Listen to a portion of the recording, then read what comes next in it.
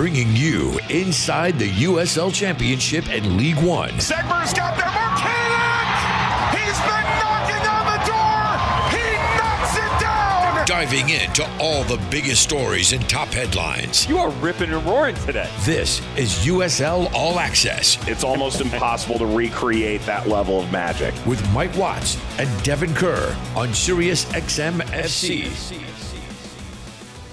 Welcome, everybody, to a new edition of USL All Access. A very happy Tuesday, wherever you might be. Joined by Devin Kerr and Emmett McConnell at the controls. Mike Watts.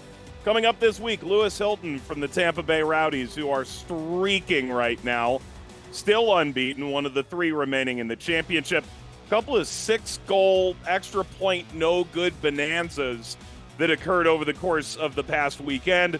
Also, Detroit finally can slow their roll. And we also take a deep dive on Charleston's Nick Marcanic, who's put Leo Messi, among others, to shame. Dev, happy Tuesday to you. I see you're wearing for the Fighting Darren Sawatskis this week. Showing him some love, man. Our boy doing things. Top, bottom, open No cup, kickers. League One. I can tell it's old because it doesn't have Ukrops Grocers as the team sponsor. Yeah, do you remember Woodfin. Woodfin, your home team? It is your Do you home remember? team. You remember that read? I don't. I do. I remember that read like it was yesterday. Oddly enough, what a Yeah. world we used. 2017 was a different world, man. It sure was. Like globally, USL Championship. It was an interesting one. Not as interesting as the results on the weekend, I might say. No. That- One of those results, by the way, I've decided to eschew soccer shirt-wise and just go for my hometown New York Knicks. I was going to wear a Panthers jersey, but I didn't know if a sweater was fair on a Tuesday. We're going to find out next week, aren't we? They hung 6 on the Lightning last night, and Hmm. little 4-1 result. I don't think Nicholas Murray's happy about that one. Our exchange with him via email last night saying that he was wondering if this was it for the Lightning. I wanted to respond and say, yes, it is, in fact, but I felt bad. Well, Did I he just eventually came to that conclusion. He did, but when you do that after the game's over in the middle of the night, I don't really know if that's a conclusion. Yeah. Well, Nick Murray's fingerprints are all over this show. Oh, yeah. Stats galore. When we get into we're not going to say the name right now. You said his name at the beginning of the show, the Charleston Battery player. Can we talk about how two different organizations are quite direct about the fact of which they need to pronounce their name, and they both pronounce it differently? Differently. It's unbelievable. Where do we start, man? There's so much to talk about. Yeah, we'll save that for just a moment. Let's begin with a couple of 6-goal. I wrote bonanzas. I feel bad, kind of, but not really. It's kind of a pun. Louisville 6-0 over Hartford. Wild part about that game, 6 different goal scorers, and none of them are named Wilson. Neither Jansen nor Harris. Louisville back on the good times. In terms of defeats this year, and few and far between, they certainly took it in the tailpipe from Charleston. Yeah. But other than that, they've looked really, really good. Not sure there's a ton to add on Louisville City, but they certainly belong in that top 4 where they're sitting at the moment. It's a quality result in the sense of it's a response, right? I mean, respectfully, coming off of the game against the Battery, like they got it done against Greenville and they were there. And I think Danny Cruz was probably happy about that. That's about it. He wasn't going to be overwhelmed by the performance against the Triumph. And then Loudon squeaked one away.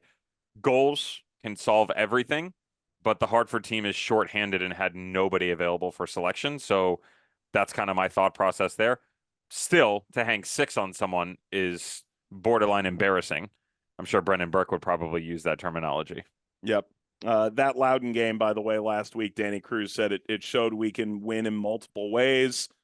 Winning 6-0 against a shorthanded Hartford is certainly a different way. And you and I can also say that there is something to be said, not just for Louisville, but for that many a manager that will say it's okay to win ugly at times. Like, don't make it a routine, right? But you there are have to. You have to. And we've had conversations with coaches and continue to do so that are like, oh, this is a character thing, and we just didn't have it, and we couldn't find a way to get a result. Oh, we were tired, and we couldn't pull ourselves up. We didn't have enough leadership. Finding a way to get those types of results are what eventually turn a good team into a great team. Yeah, it's what gets you home games in the playoffs. Yeah. Ultimately. I think Louisville knows a thing or two about that, by the way. They do, and Charleston does as well. Charleston 6-0 on Las Vegas. Before we get into the game itself, just one or I suppose 2-word answer. Of the 4 teams involved in 6-0 butt whoopings this weekend, Louisville 6, Hartford 0, Charleston 6, Las Vegas 0. Is it more telling for any of those 4 teams than the other 3? Battery. Okay. Vegas. Yeah, go ahead. You can say it. No, Nick Marcanic scores 4. He's now got 11 in 9 games. I said last week I thought Charleston was the best team form-wise in the league by a mile, and I don't disagree with it anymore this week. It does show how far Las Vegas has to go, but I mean Charleston smothered, annihilated, smoked. Absolutely. Vegas was unprepared for what they found in Charleston. Go for it. Let it rip. So, yeah. So with those 4 teams, we talked about Louisville and Hartford. Players unavailable for Hartford, shorthanded. To me, that's what it was. Louisville did what they had to do, and I'm going to give them credit because it's still difficult to score 6. Vegas right now is better as a collective than Hartford is, so you give the edge there in terms of teams that have lost. Charleston right now is better than Louisville. I don't think it's miles, only because of what I've seen from Louisville this season so far as well. I can totally understand why your viewpoint is that way. I don't think it's a bad thing to be that aggressive in nature towards the Charleston Battery form. They are just very clean right now in everything that they're doing. And, you know, I want to give a little credit here, Mike, because I've used the word in a good way to define Ben Pierman's style, both at Memphis and at the Charleston Battery. You and I have talked about it behind the scenes. I've said it on air during broadcasts. And the word is predictable. I want to be very clear at home. Anytime that I've said it before, and especially in the manner in which I'm depicting it now, I don't mean it negatively. Mm-hmm. Just because people understand how you play doesn't mean they're going to be able to stop it. Like, the differences are astronomical between Louisville and Charleston and how they go about their business. No doubt. And how many coaches do we talk to who goes, look, the personnel's a little bit different. Okay, now they have Graham Smith, they have Aaron Malloy.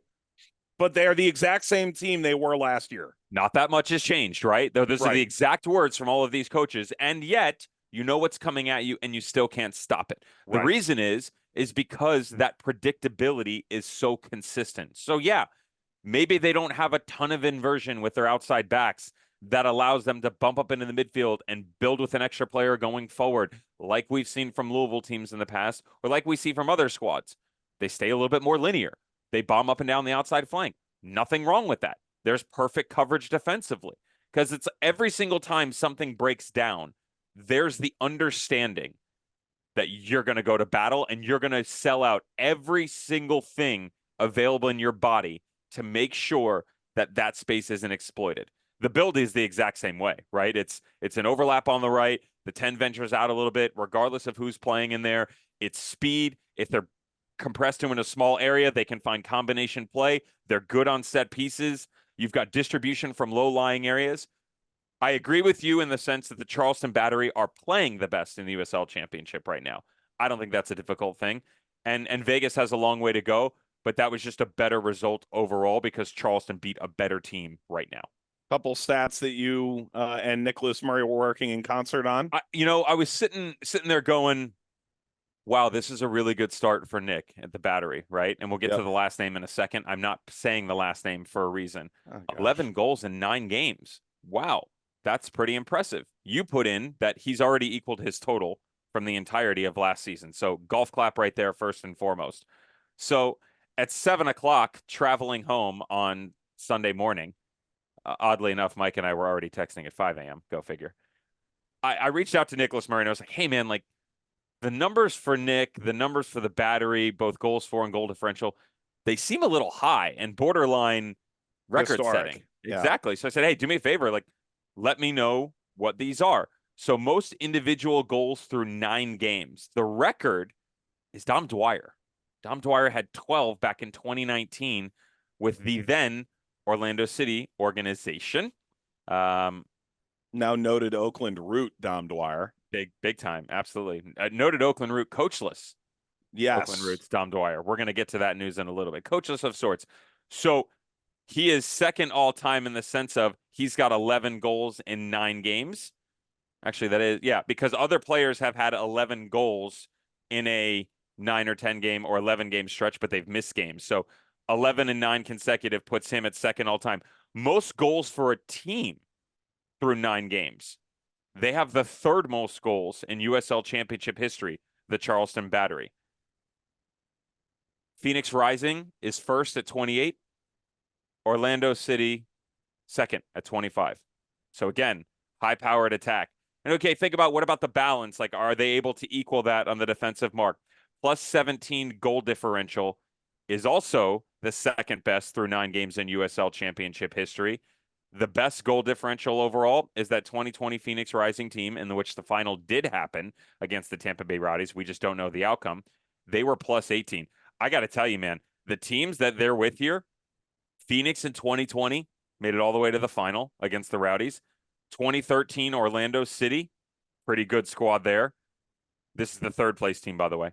San Antonio in 2017, Real Monarchs in 2017. You're talking about conference finalists, title-winning teams, USL Championship finalists, and Players' Shield winners in the top 3. That's pretty good company to be in right there. Yep. And then naturally, the Battery put out a graphic yesterday that says 11 through 9, highest scoring domestic player in the United America. States right now. Yeah. Take that. It's like Christian Benteke, Leo Messi, and then there's this guy, Mark Hanick. It's important that we get this right. Mark Hanick. Not Mark Hanich. Not Mark Hanick. Mark Hanick. I don't know what his brother says. They're twins. I don't get it. His brother who plays it, for context, everyone, if you don't know, his brother who plays at St. Louis City goes by Mark Hanick. And two great front offices when it comes to PR. Right, and, they get it right. They get it right. They're so good. And yet, this is how far apart we are. Shout out, by the way, to circle back to the Louisville game for a second. I got a little trivia here for you, Mike Watts, as well. Niall McCabe becomes the 4th player in USL Championship history to reach 200 regular season appearances, all with one club. Any idea who the other ones are? Jorge Herrera? No. Ooh. 0 for 1. I'll give you 6 total guesses. You're 0 for 1. Geez. The show's only 49 minutes long. You can knock them out real quick. You should know them all. Here's the problem. You've got guys like Canardo Forbes split. Bounced around. Square down Ready? the middle. I'll give you a hint. Was all-time minutes leader in USL Championship history. Charleston Battery, great. Yeah, I know. And they finished in Seattle. Yes. Mueller. There you go. Boom. He's one of them. I'll give you a hint. The other 2 wear the same jersey. It's Niall. Or did. Oh, okay. Paolo? Yep.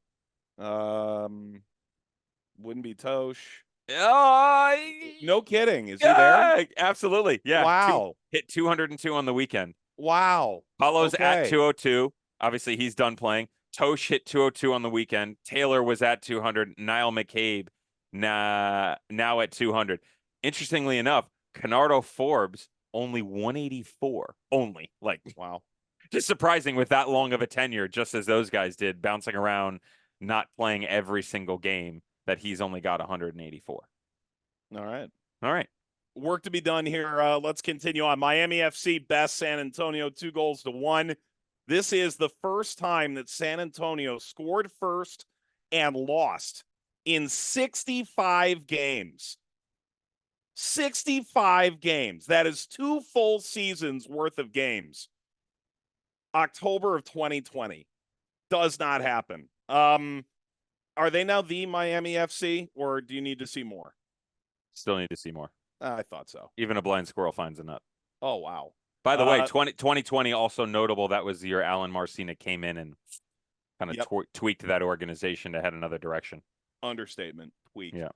Memphis won Southern Harm. Well done. Knock off Birmingham. Kieran Phillips, a brace in his home debut. Sacramento rolls against Loudoun. There is a trade that I want to make mention of. It's actually a week old now. Ben Ofemu and Ben Mines, the Ben squared, go to Indy 11. Miami receives Barbier and Roberto Molina.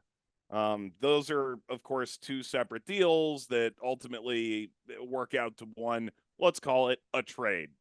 Is there a winner in that, or is that just hitting what each team needs? Because that's what it feels like to me. Yeah, pick up a can of vanilla and throw it on the wall. Watch it stick. Okay. Dev, I do want to spend a moment to say, Detroit, slow your roll. Bob Lilly, like the Undertaker, coming out of his casket. 2-0 Pittsburgh. Wait, did you see that video, by the way, with Liverpool Man City? I did. We need that. You're graphically inclined. Not like that. I'm unprepared for that. We need that from someone. I know. Highmark sold out for the game. Great atmosphere. Pittsburgh now 4 unbeaten. Now 2 of them were scoreless draws. The Rowdies, which now looks like a good result. Rhode Island on the road, which is a decent result. And then winning at Phoenix and winning at home against Detroit. They've allowed 1 goal in the last 4 games. I want to bring up that I spoke to Bob before I get to Detroit, before their Open Cup game against Cincinnati last year. And he spoke about, we want to start fast because we want to get home playoff games, but this is a group that typically chops and changes every year or two, and getting great results right off the bat doesn't always happen. Well, in 2022, they had this happen where it took a little while to get off the ground. But in 2023, they were flying, and that's why they finished the number 1 seed. Well, Pittsburgh, a little bit trouble launching. Here they are. I'll get your thoughts on the game in a minute, but I just want to make a note. I got tagged, as so often we do, by Northern Guard. That's Detroit supporters group. I said last week on the show, Detroit has no depth. Clearly, they do, in fact, have players with pulses on their bench. Notably, Connor Rutz has been coming off the bench.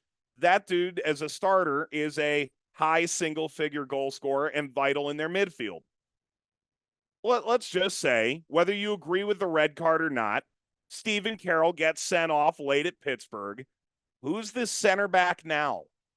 Okay. Is it Matt Sheldon? Do you flip around into a 3? There are a dozen teams, to be fair, that can't afford to lose 1, 2, 3 main pieces and survive for any amount of time. Sacramento, Louisville, Phoenix, Tampa Bay, those are all teams that could lose a couple of guys and be okay. We talked about the Charleston Battery 2 weeks ago. They lose one vital piece and they're in trouble. Right. I'm just saying they've got more money and more depth. It's not to say that you should be offended that I say Detroit does not have depth. Ultimately, they managed 0.38 expected goals against Pittsburgh. Over the course of the year, it's 0.38, I'm sorry. That's 5th in expected goal outperformance. They are way outperforming relative to last year where they were 6th worst in the league, offensively outperforming expected goals. A half goal difference year over year, pretty substantial. Moreover, maybe Victor Bizarre's a stud, and the numbers in Next Pro are solid. Or Ali Coote, 4 years in Ireland, 15 goals. Maybe there's goals there. Ben Morris, who played about 2,500 minutes last year with 7 goals, manages after his career best to do even better than that. I'm just saying that Detroit does not have 23, 24 good guys. If you were totally healthy and played 11v11, you would ultimately have to dip into your academy to fill out the group. That's all I'm saying. Am I totally off base here? No, not whatsoever. What was the date of our second game on CBS Sports Network? Was that the 8th? Sure. We were in Louisville for Lipa FC for the 6th on CBS, correct? Yeah, I think it was the 9th. Got it. Let me just give you a stat here. Oh, we were in Louisville for the 9th? Is that what it was? No, 6th and 9th. 6th and 9th. Got it. So heading into that game, on the 9th, the Tuesday, which was Charleston and Louisville, Detroit City in 2023 had an average of 0.74 goals per game over a 34-game season. Not expected. You mentioned the expected number last year, obviously outperformed that. But that's what they actually produced, 0.74. They've played 3 games since then, one of which was a knockdown drag-out game against the Michigan Stars, which was awesome. Love that game. Awesome. Oh, so good. But 1-0, right? Against a very inferior opponent, but a cup game nonetheless. Totally get it. So in the last 3 games, they've produced 4 goals. Okay. 4 goals in 3 games is 1.3. Well, if the average was 0.74 and you were at 1.75, which is what they were producing prior to those last 3, and you've come down to 1.3, all of a sudden we're bringing the aggregate together is what that's called. I fully believe that Detroit City has the capability to be a playoff team. They will be a playoff team. I'll say that. They stay healthy, absolutely, especially in the East. I don't trust a lot of teams in the East, but there's a long way to go. They stay healthy, not a problem whatsoever. But to your point, if Stephen Carroll goes down, you have a problem. Now, that was in the 96th minute. He's a very smart and tactical player. Probably not going to happen again. We don't regularly see that. No. But this is a team built on really like 8 guys, maybe 9, and then role players in between. To your point, as opposed to other teams that aren't built on 11, they're built on 14 or 15 fighting for spots in that lineup. I don't think it's a big deal. I don't think you should take offense. If I was within that organization, if I was within that fan base, I would embrace what you were and be happy about it. If you want to cry, be upset about something, go cry for more money and get more players. It has nothing to do with us. We're literally speaking facts. It's not an opinion. That's it. In that particular thing, I would say that feels like a fact. All right. When we come back, I'm going to go walk the cat. Devin is going to welcome in Lewis Hilton. The Rowdies are unbeaten through 7. You want to hear what he has to say about his new manager, Robbie Nielsen, and all they're accomplishing down in St. Pete. It's coming up next on USL All Access. Let's get back to USL All Access on Sirius XM FC with Mike Watts and Devin Kerr. Welcome back, everybody, to USL All Access on this beautiful April 30th evening.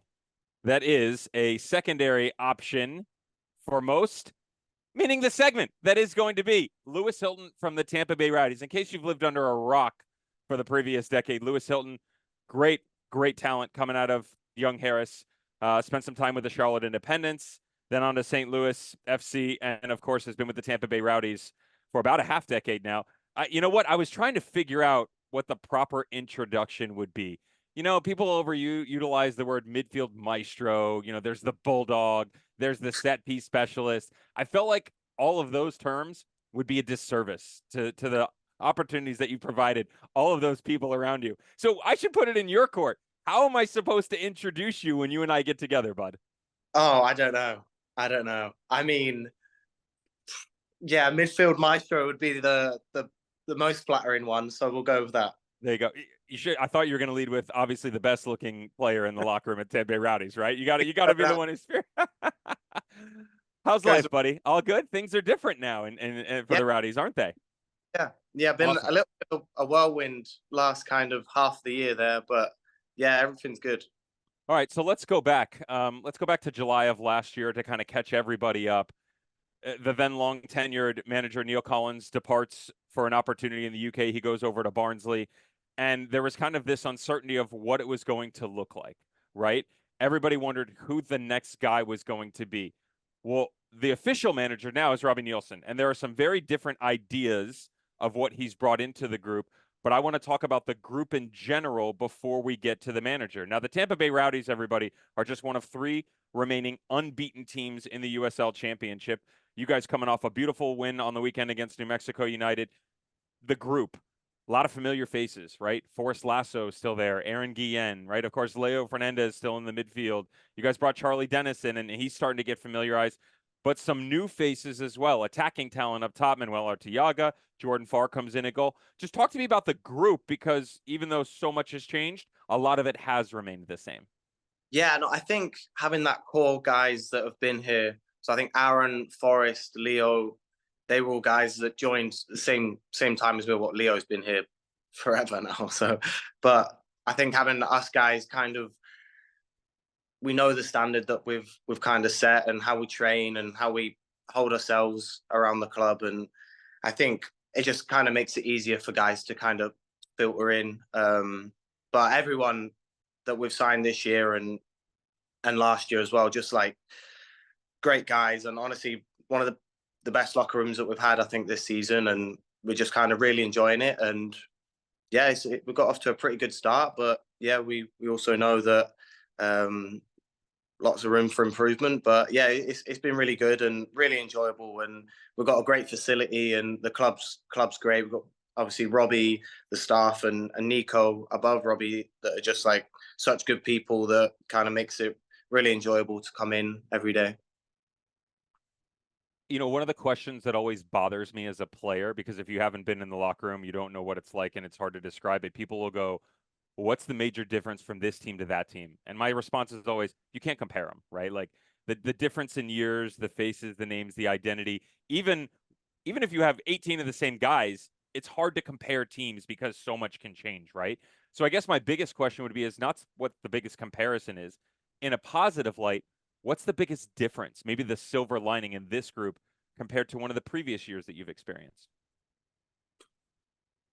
I think on the field, I think we kind of have maybe a bit more like pace and like more guys that are like electric, like obviously Cal and the wing backs that we have, guys that can like just go and got like real electric pace. And I think on the field, maybe that's the biggest difference to possibly other years. And I think obviously Leo not being as involved in these last couple of seasons, and he's getting back to full fitness. He kind of would change the way we would play a little bit. And I think a couple of years ago, maybe a little more control in possession.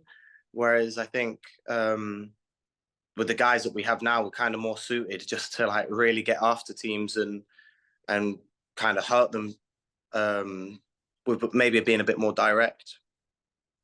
But I'd say off the pitch, it's again, yeah, like you say, it's quite hard to compare. But I think all the years that I've been here, just been like such good people, and obviously that's a credit to the people higher up doing their kind of due diligence to make sure that you've got good guys coming into the locker room. And like I say, people like Manu Arteaga and Jordan Farr, just such good lads and people that you enjoy being around every day. And I think every year that we've been here has been like that. So been pretty lucky in that sense.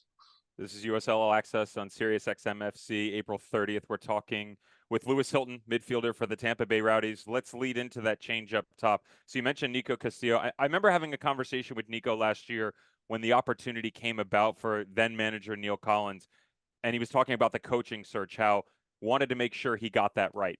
Everybody says that. Not everybody's willing to not rattle the boat and take a chance, right? And bringing Nicky Law in, who had experience within the group, to kind of see that tenure out. Well, he's still a part of that coaching staff, as is long-tenured assistant coach Stuart Dobson. So that's kind of, as much as things change, things remain the same. Robbie Nielsen is brought in, and it was an interesting prospect for people, the Scotsman who, Dundee United, he was at Hearts for a little bit, Milton Keynes Dons. Well, he had come here on his second stint from Hearts, and kind of everybody wondered what it was going to be. I wasn't on the call for the game on the weekend, but my co-host Mike Watts referenced in his conversation that Robbie said his clear, most obvious stylistic goal was to be more dominant in possession in the attacking half.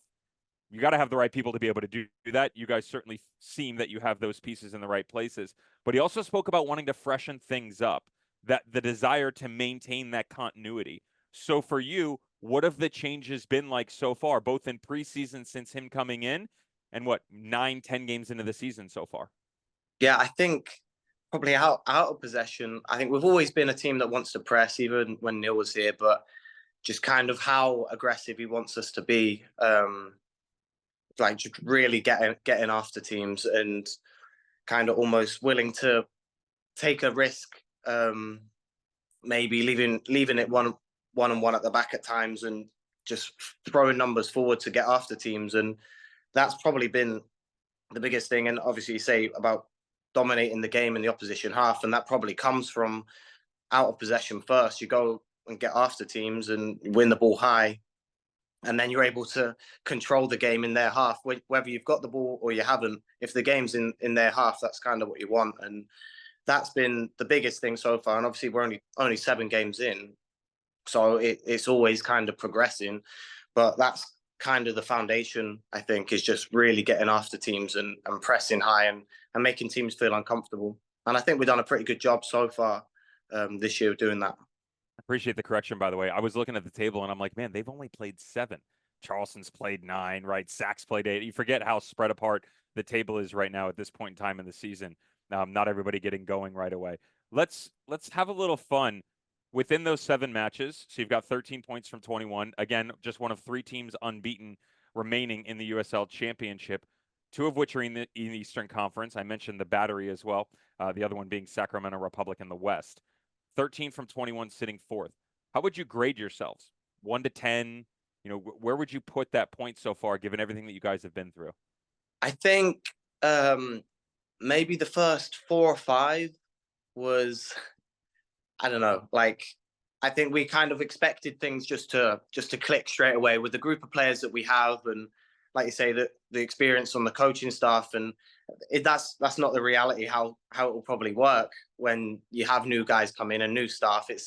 Especially in possession, you've got new players coming in. It's not just going to click like that. So I think probably the first 4 or 5 games, we probably should have picked up more points than we did, and performances were okay, but we knew we had like so much more in the locker. And I think the last 2 games, although it was 1-1 at El Paso, I think performances of the last 2 games have been really good. I think we've always been a team that's, like I said, out of possession, done really well and pressed well, but in possession hasn't quite clicked. Even though we scored 5 at Miami and pretty free flowing at times, but it didn't quite feel. We didn't feel fully satisfied, I think, after those games. And although we didn't get the result at El Paso, I think performance-wise, the way we played, like, a lot more control with the ball and being kind of positive and playing aggressive passes. I think kind of controlling the game the last 2 games has been a lot better. And I think it was always going to happen when you have new players and new coach, that it's going to improve with the games that you have. And I think, looking back, although we didn't kind of say we've performed perfectly at the start of the season, to say that we're unbeaten and we're kind of right in amongst it with a good stretch of home games coming up after this weekend, I think we're pretty happy with where we're kind of sitting. But also, we're kind of now thinking after these last 2 games, okay, we're kind of clicking a little bit now. Let's really get after it and get pushing up that table. Scary prospect that you're 7 games in unbeaten and you guys still carry that mentality that you're nowhere near the threshold reached. I love that. You know, self-realization, the ability to break it down and then continue to chase success.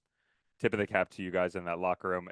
People look at, rightfully so, some of the teams around the USL Championship. Louisville is probably the big one for the titles and everything that they've compiled. But I think people forget the amount of success that the Tampa Bay Rowdies, at least I hope they don't forget, that you guys have had over the past couple of years, a Players' Shield, getting to the final, getting to Eastern Conference Finals. Have no doubt in my mind, man, with you in there in the locker room and all the talent that you guys continue to bring, that success is right around the corner. That is Lewis Hilton. This is USL All Access on Sirius XM FC. Lewis, thanks for always joining us, buddy. Appreciate you, man. Yeah, it was a pleasure. You're listening to USL All Access on Sirius XM FC. Here are your hosts, Mike Watts and Devin Kerr. Welcome back to USL All Access. If you missed any part of the Lewis Hilton interview, don't worry. It's available on the USL YouTube page tomorrow with his beautiful face, or you can check it out on the Sirius XM app. With Devin, Mike, let's chat about week 9, which is coming up now. There are 11 games. 2 teams are off until Open Cup duty. That's Orange County and Louisville. All those games are on Saturday, which makes it rather easy to sit down at 4 p.m. Eastern and not leave until after midnight if that's your interest and intrigue. Memphis and Tampa Bay kick it off. That game is right here on Sirius XM FC at 4 p.m. Eastern time. You can also view it on ESPN+. Also, Charleston Hartford. That's a 6:30 p.m. game on ESPN+. 7 o'clock window's got a trio of games. Loudon will see Detroit, North Carolina, and Rhode Island. The game on CBS Sports Golazo Network, which is free on the CBS Sports app, Pittsburgh and Miami. Then Birmingham and Tulsa at 7:30 Eastern. San Antonio see Oakland at 8:30 on ESPN+. The Switchbacks in El Paso looked like the winless toilet bowl. And then Colorado Springs came along, won a game, and ruined the whole dynamic. That's 9 p.m. Eastern on ESPN+. It's a doubleheader on CBS Sports Network, or rather CBS Sports Golazo Network. Monterey Bay will see Indy at 10 p.m. Eastern. Some comments on Indy coming up later in the show. Vegas and New Mexico kick off at 10:30 p.m. Eastern. And Phoenix and Sacramento, which on paper looks like a good game. We'll see if that plays in Phoenix, 10:30 p.m. Eastern time on ESPN+. Dev, anything interest you this coming weekend?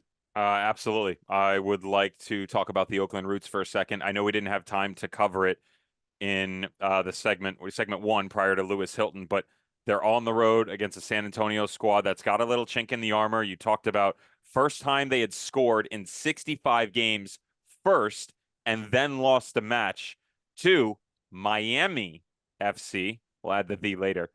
65 games since 2020. Noah Delgado departs the organization, and they are now going to ride with their assistant, which is totally fine. I respect that. Why can I not think of his name? My brain is shot. Mush. Yeah. You look that up, and I apologize, Oakland fans. My discombobulated. Never really felt right there, did it? I would go a step further and say that with all due respect to everybody that's been through that organization outside of Juan Guerra, no one's ever really felt right. It just seems like, respectfully, they have a person in place to help drive the ship as opposed to setting up the chart of course in which they're going to take. Do you follow that analogy? Yeah, and Gavin Glinton, by the way, who was the former technical director for Sacramento United, major youth club there, worked with the Republic Academy for a few years, was an assistant at New Mexico in that weird 2020 season, played for Turks and Caicos internationally and in MLS. I'll say this. I almost wish Jordan Farrell had actually held on to the head coaching job because I thought he was onto something. And I understand why he didn't want it, though, and that's a problem. Yeah, I know. He sat with us in person and said, that's not what I want to do. I have other visions. If you have someone in a position in any walk of life that doesn't have the passion for it, those results are only going to last so long. I don't disagree with you. I'm just not sure how high that ceiling would have been and how long he could have kept it. Yeah, I'm just intrigued because I thought it would have been the right guy at the right time if he had desired it. Mike, do they go get a new coach this season or no? I think first off, they're going to start looking right now. I think whether or not they make it the front burner, first thing that has to happen, depends on the next, let's call it month. If Gavin Glinton comes in and sort of steadies the ship, gets some results, so be it. The San Antonio game is sort of a kamikaze mission. I have very little. You're in a win-win, though. You're in a win-win. You cannot lose that game. If you go in and get smacked, it doesn't matter. If you go in and win on a squeaker where you play terrible and grab a goal 1-0, it does not matter. You're in a win-win. I will say this. I don't know that anyone in Oakland necessarily cares about the San Antonio game. I promise you they all care about the Open Cup game. Of course they do. How San could you Jose, not? The ownership at San Jose sending their reserve team to Oakland and calling them the Town FC. That's the game they want. And I would not be shocked if San Antonio rolls a rotated Oakland team, knowing that Oakland's going to play 2 days later against San Jose. Can I stir the rumor reel a little Bring bit? it. Awesome. I'm already hearing that Oakland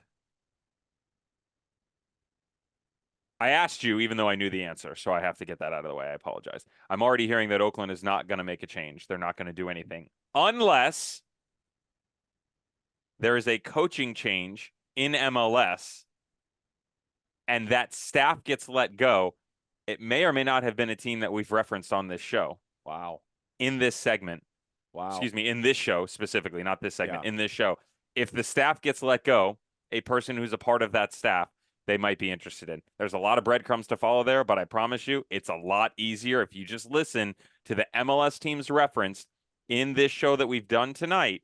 You can figure it out pretty easily. That feels like one full revolution of the sun, huh? There's USL championship ties in there. I'm still interested in that Oakland game. Let's see what Pittsburgh does in the follow-up, right? Yeah. It's on Golazo Network. Go grab it. Miami team's got a little bit of steam. We've given them some praise before. All of a sudden, things feel like they're starting to turn in Pittsburgh. We've said that was going to happen. We didn't talk about the game at all, by the way. Pittsburgh was awesome. Yep. They did everything that they needed to do. It wasn't a very exciting game, but for a Detroit team, in their minds, attack-minded and running goals galore against a Pittsburgh team that was ripe for the picking, Pittsburgh was very quick to shut everything down. They played their positions perfectly. I love the way that they flattened themselves out in 4. Then all of a sudden, Robbie Mertz, Canardo Forbes jump up into the midfield, allowing the wingbacks to get high. They had excellent balance in their match. Yep. I'm intrigued by Charleston Hartford, in part because Brendan Burke always said if we give up 99 but score 100, they may give up 100. That note is incredible.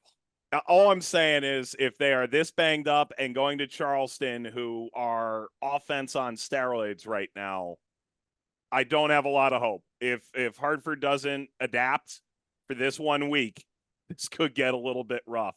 Also, I'll say this, New Mexico, I feel for them because they went back-to-back East Coast now twice this year, got a result in the first game, got slapped around in the second. It happened earlier in the year against Charleston, happened against Tampa Bay, a lot of road games. If you look, Shield winner, first game at the expansion Rhode Island, East winner, reigning champion, Derby match, League One winner, and the team that arguably is the most consistent in the East the last 4 years, and you got 13 points. Take it. Like, run. It was money in the bank. They're fine. You and I jump time. Move on. You and I jump cities, time zones, states all the time, and we're tired. I get it. I'm a little bit older than some of these guys. You're more relative in age to them, but like we do this all the time, and we're not playing and taking care of our bodies at that level. It's not easy. Trust me. Yep. All right. When we come back, some comments on the situation unfolding in Indy, as well as potpourri and maybe the mailbag. We'll see. It's coming up on All Access.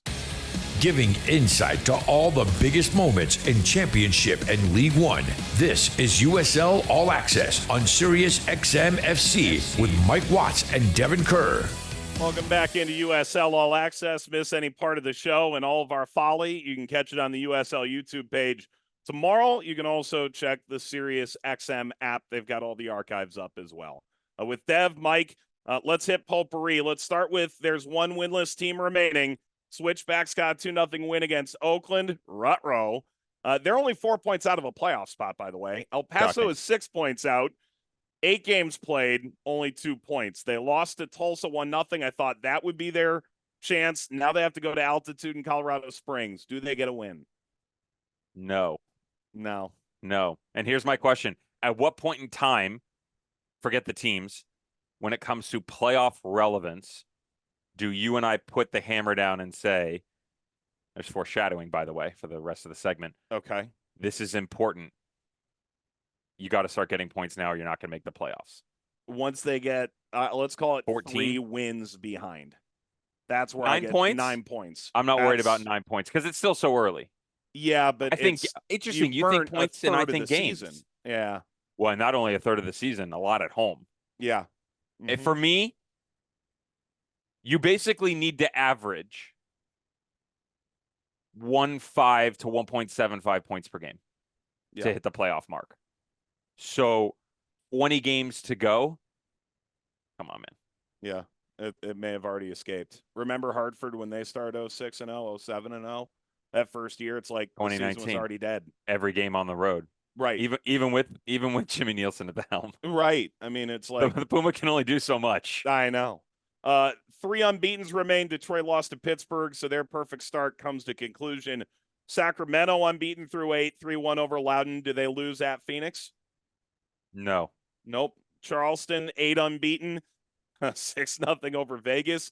They are home against Hartford next. Do they lose? No. And then Tampa Bay 7 unbeaten but 4 draws, 3-0 over New Mexico. Next at Memphis, did they lose? It's a scare game for me. This game It between is. that, they've always been a nightmare against each other. There's a couple of players back and forth in the organizations. Like, Yeah, I'm a little nervous. I'm a little nervous too. Yeah. Are you willing to commit though? No, I'm not. Okay, neither am I. I'm more likely to say they get their 5th draw than their first loss. Yeah, 100%. I I know. will say that Sac Phoenix game smells of a draw. It does. Whoever It scores does. first, right? Yeah. I think. Let me rephrase that. If Sac scores first, it's problematic for Phoenix because they're going to hunker down. If Phoenix scores first, you're At almost home? sick. Yeah, I could. Yeah, it's Yeah. interesting. All right, Dev, that's not the only news out and about. No, unfortunately, we had some news come out midweek about Indy 11 and Indianapolis, the city specifically. So a couple of the facts. Mayor of Indianapolis, Joe Hogsett, he flew to New York early last week, and he met with MLS Commissioner Don Garber. And he came back with an idea, with an Indy team for MLS, in which he did not name. Let's start there. I'm sure that idea started well before this. However, the meeting together brings it. And all of a sudden, the 20,000 soccer specific, stadium that was in place, that was voted on, that was being built, although delayed, mind you, is gone. Rug pulled out from underneath them. The venue was already behind schedule, Mike. They ran into some building issues, permitting and stuff because human remains were discovered on the 25-acre site next to Lucas Oil Stadium. This team was founded 11 years ago in 2013. They were part of NASL. They were part of USL Championship, of course. Came in 2018, if I'm not mistaken. Mhm. A ton of history behind the group. Passion from the fans. They're awesome.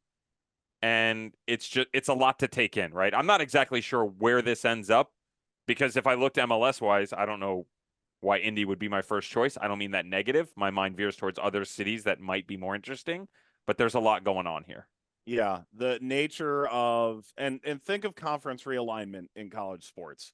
You're after markets. That's the golden goose. You're after Which we've already markets. seen them combative at lower quote unquote Correct. levels, League One and League Twos of sorts, right? Yeah, I'm not going to act like the championship is blameless in soccer wars. I'm not going to do that. Look at Chattanooga. Mhm. It like make no mistake, fertile market is exciting to every soccer league, whether that's Indy or Phoenix or Tampa Bay. Go right down the list.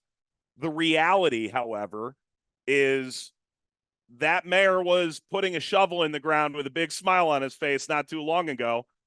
And then saying, I secretly flew to New York and met with MLS on Monday. Note there was nobody with him standing at the podium. He is out on a huge limb all on his own. I think a lot of people gave the Brickyard Battalion way more trash than they deserved for the statement that they made. They did say our club in there, and I know that carries a lot of weight relative to the rest of the statement. But clearly, look at San Diego, look at Nashville, look at Cincinnati. It's easy to have your eyes drawn. I can understand the allure. I do. Indy's already, think back to when they were at Lucas Oil. They were drawing 10,000 a game. Yeah. Give them a stadium that isn't the mic and let it grow a little bit. And you'll find they are in a really nice spot within the championship right now. But the reality is, like San Diego, like Vegas, you've got ownership that doesn't necessarily have MLS big buck money. And all of a sudden there's this belief, hey, we can bring in a big owner. The market's already there and we're going to swoop in and be the big dog. Someone tweeted, look at where we were professional team wise when the World Cup was last year and look at where we are now. I think it's Mark Fishkin. boy, I hope we don't fumble the bag before the next World Cup because we're busy recreating this soccer war. Yeah. It's nuts. It's nuts.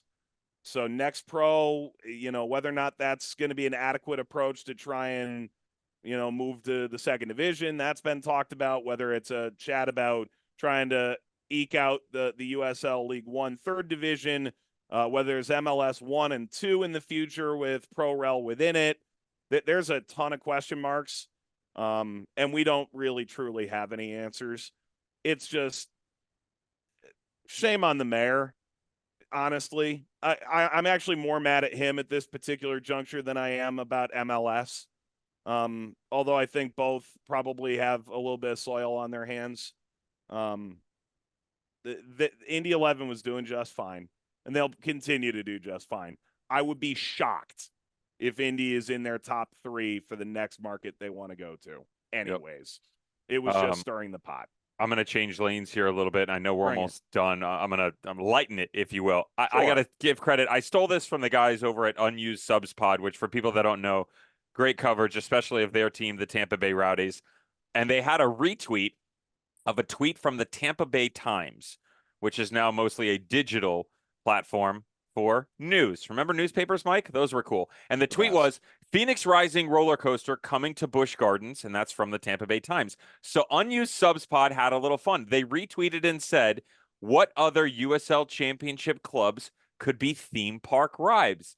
I speak apparently the same question to you. The Haunted Mansion, HEB Park. That's a good one.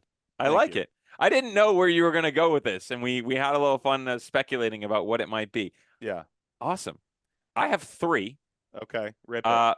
Do you want the best one first, or you want me to save that for last? I mean, if we're going to cut this at an hour, we're going to have to go 3 quick in any order. Got it. It's Vegas. I don't know what the ride is, but it's Vegas. Las Vegas Lights. Maybe a light show similar to the Bellagio Fountain, but, something like that.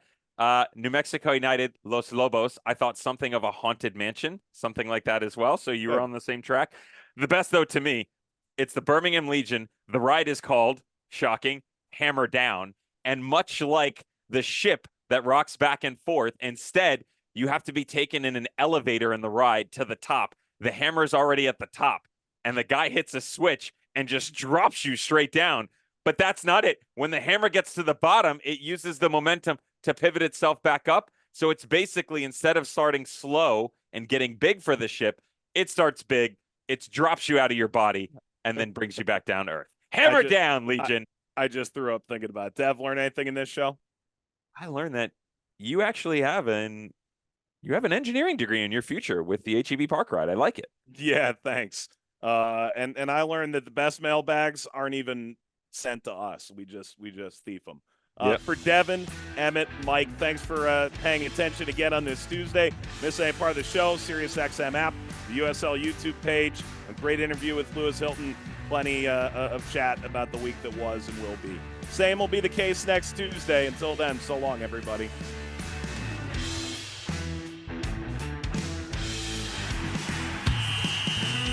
This is USL All Access. If you missed any portion of the program, listen back anytime on the SXM app.